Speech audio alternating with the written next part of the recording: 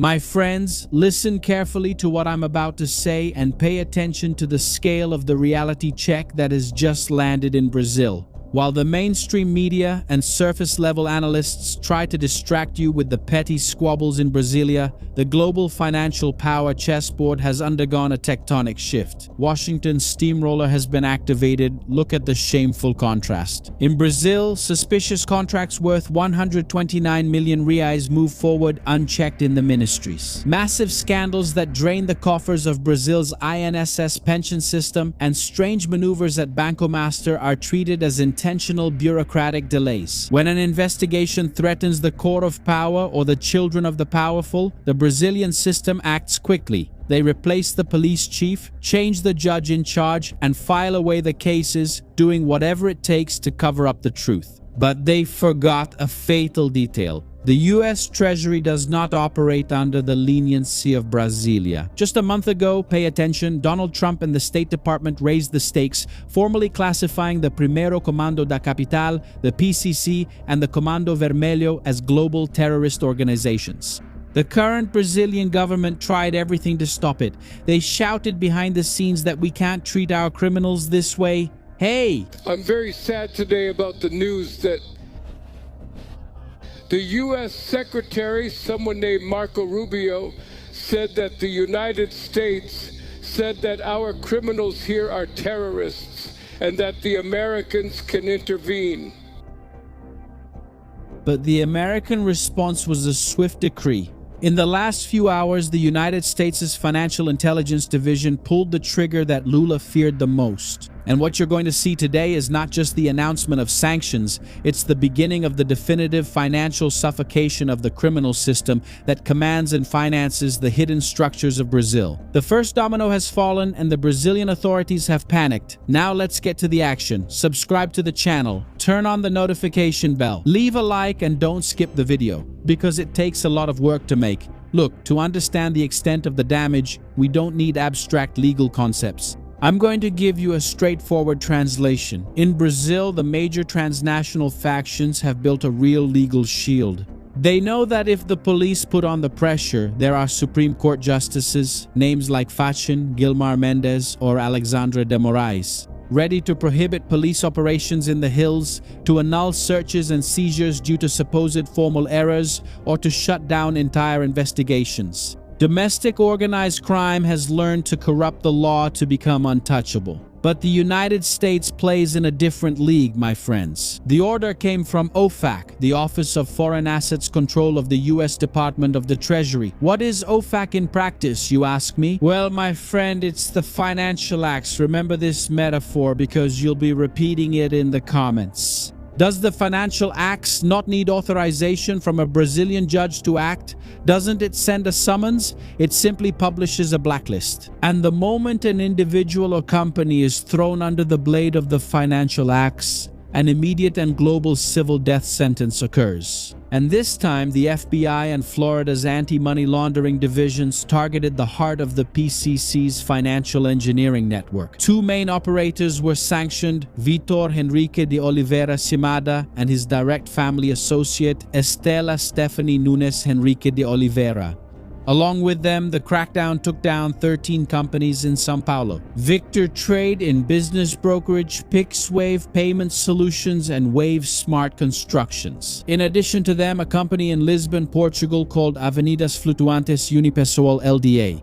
American intelligence proved that this network used the infrastructure of the United States, particularly the state of Florida, and heavy transactions in cryptocurrencies to launder the billions from cocaine trafficking that PCC buys in Bolivia and dumps in Europe. And what is the real impact of this in the coming hours? Well, it's total suffocation.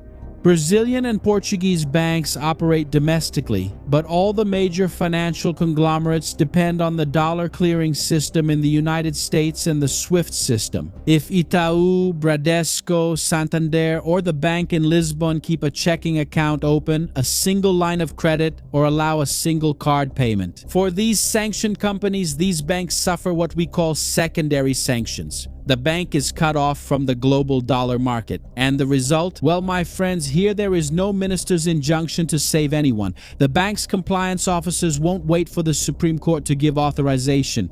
They will immediately cancel the accounts, cut the cards, and freeze the funds out of pure survival instinct. The crime operators have been turned into financial pariahs. If they try to use a debit card to buy coffee, the screen will show declined. They've been thrown back to the Stone Age, forced to operate only with piles of cash that they can't deposit anywhere anymore. The Brazilian financial system has been brought to its knees before American sovereignty. And then you might think, no, but they take the money, buy houses, buy cars. Look, many real estate agencies, many companies that sell properties no longer do business in cash. Many car dealerships no longer accept cash payments. So what are they going to do, my friends? Well, let's see. To the analysts who think this is an isolated event or that the Brazilian system will be able to find a legal loophole to get around OFAC, I demand a break from historical linearity. Do you remember the FIFA case in 2015? The International Federation of Football seemed like an untouchable organization.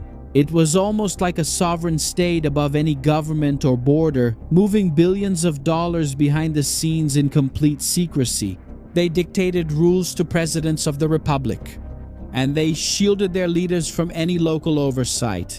But the moment the top brass of FIFA made the tactical mistake of using the American financial system to transact bribes, the FBI unleashed its bloodhounds. They grabbed the bone and never let go. The Department of Justice didn't rest until they raided luxury hotels in Switzerland, arrested the most powerful soccer officials on the planet, and brought the sport's top governing body to its knees. If the American government had the capacity and strategic patience to dismantle the biggest sports organization in the world because of corruption, imagine what the intelligence apparatus of the FBI and DEA will do now that the PCC and Comando Vermelho have been elevated to the legal status of international terrorist organizations. On the same level as Al-Qaeda and Hezbollah, the United States has monitoring tools that Brazilian intelligence can't even dream of having. They knew that these front companies in São Paulo and Lisbon were moving drug trafficking funds long before any federal police officer in Brazil received a financial intelligence report. They knew all this even before the sanctions started. And why? Because domestic tools are tied up by political decisions that protect crime. Out there, the hunting dog has been unleashed, and he doesn't let go of the bone until the carcass of the system is fully exposed. But now we need to go down to the second level of depth in this briefing. And this is where the ground in Brasilia starts to shake and cold sweat runs down the authorities' foreheads. If you think this OFAC investigation is just about arms and drug traffickers operating in dark alleys or laundering money at gas stations on the outskirts, you're just a couch analyst. The trail of blood and money leads straight to the institutional heart of the country. The official statement from the U.S. Treasury Department itself revealed a shocking detail that the mainstream media tried to omit from the headlines. Victory Trading was explicitly accused of being used to launder money stolen from two of the biggest soccer clubs in Brazil, as part of a massive scheme of advertising fraud and commission embezzlement. We're talking about the scandal involving Sport Club Corinthians Paulista. Yes, if you're a fan, now pay attention. The bank secrecy breach conducted by the FBI revealed the exact route of the phantom commission from the club's sponsorship contract. More than 800,000 reais went through the accounts of PixWave Payment Solutions, a company that, despite marketing itself as a payment technology firm, is bizarrely registered with the Board of Trade as an engineering and civil construction company. Another 200,000 reais were deposited directly into the account of Victory Trading, owned by Vitor Shimada. The same structure of shell companies and frontmen that the PCC uses to move international cocaine dollars was the structure used to receive the embezzled money from Corinthians. Is that a coincidence? There are no coincidences at this level of geopolitical chess. And who is the historical patron of this stadium and the political structure that runs the club? That's a rhetorical question. You probably answered it already in your head. Where does this trail of commissions and money laundering through cryptocurrencies really end? That's the other question. Everyone knows that the growth of this faction happened in parallel with the political leniency of the last 2 decades. The moment the FBI links transnational terrorism money laundering with the football corruption schemes that finance political campaigns and bribe public officials in Brazil, the protection of the São Paulo Forum splits in half. The money used to finance certain election campaigns starts to dry up because the taps in Florida and Lisbon have been sealed by the American axe. My friend, now understand the escalation of tension that this OFAC action caused in the highest spheres of power in Brasilia. The panic isn't because of the two operators who lost their accounts. The real desperation of the Brazilian authorities is that in American anti-terrorism sanctions legislation, the Treasury Department included a lethal reward mechanism. It's written in the official statement, any individual, whether an American citizen or a foreigner, located anywhere on the planet, anyone who provides substantial confidential information leading to the identification of sanctions violations or asset concealment networks of these factions will receive a cash reward of up to $1 million. $1 million, my friends, is equivalent to more than 5 million reais. The FBI has just created the biggest private plea bargain market in the history of Brazil. You go there, report, and walk away a millionaire. My friends, Trump just threw a bucket of blood into the shark's pool. Imagine the desperation of black market money dealers, directors, secretaries, accountants from shell companies, and mid-level managers who know exactly which politicians and which judges receive slices of the money laundered through crypto. These people now look at their phones and know they're just a call away from guaranteeing their family's financial independence forever, protected by the American government. Can you imagine a 5 million reais investment in your life right now? It would change things, right? Wouldn't it? Comment here. The protection system, the mutual agreement that governs institutional crime in Brazil, was broken by Washington's financial incentive. In Brazil, the system is to cover things up. They changed the money laundering law, limit the actions of COAF, and shield the leaders. But in the United States, the hunt is relentless. As the data from the accounts seized in Florida and Lisbon are decoded by FBI analysts. The names of the real power holders who benefit from soccer commissions and drug trafficking will appear in the confidential reports sent to the White House. The São Paulo Forum doesn't have a higher court in Washington to bury the evidence. Josley Batista, who was trying to arrange a visit for Lula at the White House, disappeared, vanished. Why? Because he's forming a meat cartel in the United States and because he bragged when he said he controls Mrs. Donald Trump. Now it's time for our elite verdict. Geopolitical intelligence analysis proves that the siege is no longer a future threat. It's already underway. As a strategic exercise for our community of armored minds, I want you to go to the comments now and leave the verdict of our analysis. Write in capital letters the two key words from this video: international asphyxiation or system collapse. I want to see who here has the deep vision to understand the mechanics of the tectonic plates of power. Write it now. International asphyxiation or system collapse. I'm going to go there and give a like to all of them. Now look at everything we've analyzed today. What separates those who are in control from those who are just passengers in the system is just one thing: the mastery of information and image. Today, the most valuable currency for any entrepreneur or valuable professional is attention. Have you noticed how hard it is to get people to stop and listen to serious content? It seems like the world only cares about dances or memes on social media. I used to think exactly like that. 15 years ago, when I started in radio and television, the market was different, but the central mechanism was the same. Authority doesn't come by chance. It depends on a solid exposure strategy. Many entrepreneurs want to be recognized, they want their service to be respected, but they still haven't understood that in 2026, every business is a media business. Take the example of Cimed and Havan stores. Two giants that tripled their sales because they understood they needed to behave like a content producer. The old man from Havan doesn't stop opening stores all over the world, and Cimed has been crushing it in recent months with that Toguro promotion. And here's a hard truth. Your identity can't be outsourced. Does the business owner need to put himself out there? It's you who needs to guide the vision of your empire. The days are over when you could just record carelessly, holding your phone with no presence or authority and still manage to sell. This space is now contested by professionals. To earn the respect of the market, you need a serious positioning.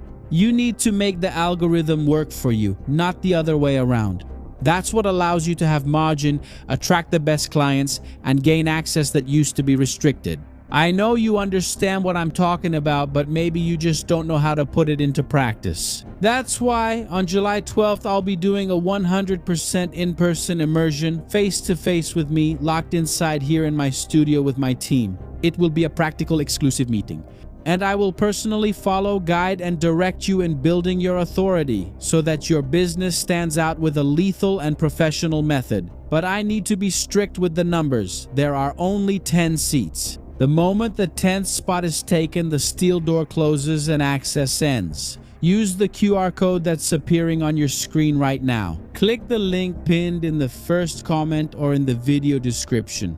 I'm going to show you in practice with all my experience how I reach 50 million views and monetize all of it in dollars on social media. So secure your spot right now and shield your communication. I'm sure you know your business deserves this level of professionalism. And real quick, if you're tired of spending whole nights trying to find something useful to watch in the catalog, stop wasting time on Netflix, Amazon, flipping through for a good movie or a good series. Check out our exclusive channel with tips on series and movies. We did this for you with fantastic curation so you can just sit back and enjoy with your family with high quality, without woke culture and without whining. Link in the description, in the pinned comment, and in the card that will appear on your screen. The strategic question I leave burning in your mind today is, has the system in Brasilia already activated all its jurists and ministers to try to cover up and delegitimize the American investigation in the country? But what will happen when the data from the cryptocurrency servers is revealed and the first operators start to draw in the bosses? To save their own skin from international financial isolation, who will be the first strongman of the system to fall so that the rest can survive? The first domino was knocked down by the financial axe. The rest is just a matter of time. Now subscribe to the channel, turn on the notification bell, and leave your like on the video because it takes a lot of work to make it. Protect your mind. I'm Shimon Oliveira, and I'll see you in the next video. See you then.